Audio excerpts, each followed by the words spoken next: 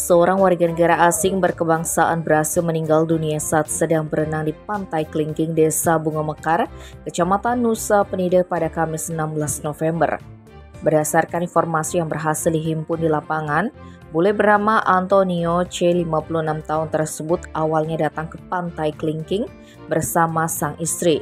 Saksi yang merupakan driver korban sempat mengingatkan korban tentang medan yang sangat terjal dan curam untuk menuju lokasi pantai.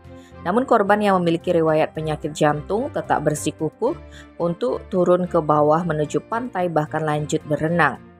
Korban bersama istrinya selesai berenang dan hendak naik menuju parkiran dengan menaiki tebing berketinggian sekitar 100 meter.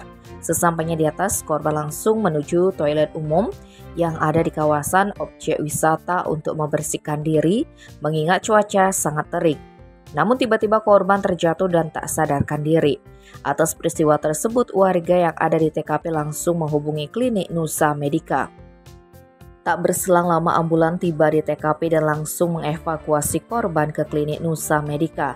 Korban tiba di klinik dan langsung mendapatkan pertolongan tim medis. Sayangnya nyawa korban tidak dapat diselamatkan lagi dan dinyatakan meninggal dunia. Kapolsek Nusa Penida Kompol Ide Bagus Putra Sumarto yang dikonfirmasi Jumat 17 November membenarkan perihal peristiwa tersebut.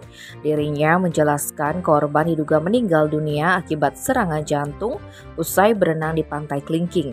Selanjutnya jenazah korban diseberangkan ke RS Bali Mandara menggunakan ambulan laut klinik Nusa Medika untuk kemudian dipulangkan ke negara asalnya.